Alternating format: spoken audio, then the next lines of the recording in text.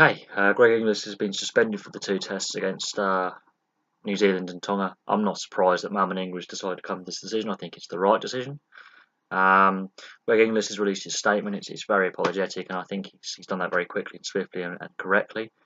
We'll have to see what happens in the new year when the Anzac Day test comes around against New Zealand and State of Origin, because obviously he's captain of Queensland as well, whether they also assess whether he should still remain as captain of Queensland.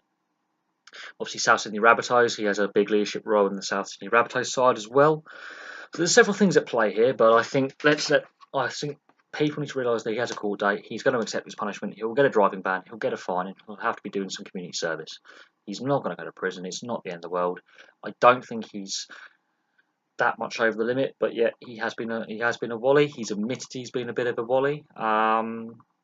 Obviously, it's not great when he's a big role model for especially a community like in the Aboriginal community that does have an issue with drink and drugs and gang violence, and he hasn't been involved in that. You know, he's a positive role model for these young men who don't have a lot of positive role models in their community. But at the same time, he's also a big role model for young people, the length and breadth of Australia. And if he can, I don't know, this may have a silver lining to it. I think it may benefit him as a person to go through the process of going, right, I did wrong, I'm being punished, and how he responds to that could have a positive outcome. I can see him being, involved in a lot of community outreach projects from here on more. He's well respected within the game. He's a hard player, and he's played on some winning teams. And there's a reason why he was on those winning teams. They were disciplined. They had respect for each other. They towed the line in those camps of Queensland and Australia. They didn't suffer fools gladly.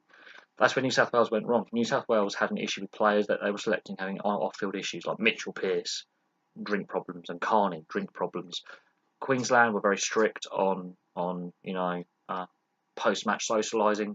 When they were in the squad, they were very curfew and respect for the squad and for each other. But rugby league as a sport has an issue with an alcohol problem. It has an issue with a recreational drug problem. It has an issue with various things. But these two big issues, recreational drug use and alcohol misuse, this is not the first incident. It just happens to be one of the best players on the planet. This has to be a watershed moment where rugby league looks at itself and goes, we need to start cleaning up our act both in the Super League and in the NRL, because if they don't, I can see this incident, which should have a positive effect and a positive outcome, in saying where the domestic teams look at each other, the national sides look at each other, the State of Origin sides, and go, we need to change our culture in those dressing rooms and off the field.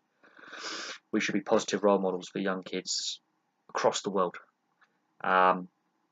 And I could say the same about football, cricket, rugby union. I could say the same about multiple sports. But rugby league seems to have an issue with drug and alcohol misuse. You've got Zach Hardacre, the Tompkins brothers, you have Proctor, Bromwich, Kenny Dow. All these incidents in the last few years of players, Rangi Chase.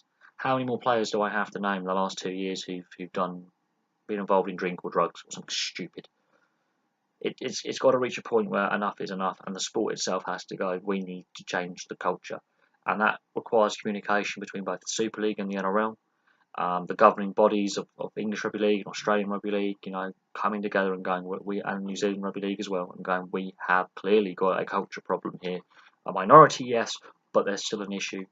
And public perception, they're trying to win a PR battle here to get more people to play the game and watch the game. And average fan sees player being moron, sees, right, he's a high-profile player.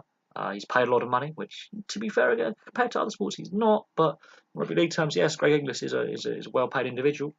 I don't want my kid playing now. I don't want to be associated with that kind of sport. This is the kind of person that plays it. It's a PR nightmare for the league, the sport, whatever it may be. We've seen issues with the England Rugby Union side having a drink culture, having to address it. England cricket side drink culture, having to address it. The Australian side having a poor culture in both cricket and rugby union, having to address it. We've seen issues where that have come out years after the event, like the Edmonton Oilers, massive drug problem in that dressing room when they were winning Stanley Cups in the 80s, massive.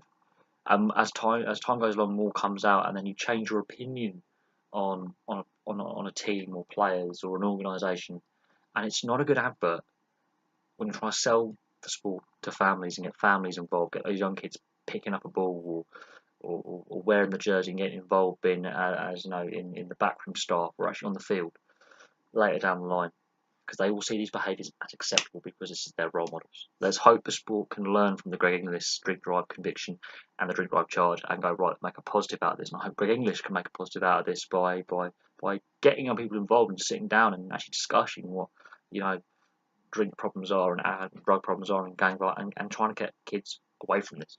But anyway, that's my view on it all. Thank you very much for watching. I went a bit more in depth about, you know, more than him just being dropped for 2 tests. So there we go. Thank you very much for watching. Place your thoughts on the Greg Inglis being suspended for 2 tests. Is it a fair suspension, or should he be allowed to play? But if you look at what New Zealand did with Bromwich and Proctor, they missed out on the World Cup because of their misdeeds in a different situation, and that cost New Zealand dear, losing part of their leadership group to be not allowed to be selected for the World Cup. But again, New Zealand made the right decision, from my view.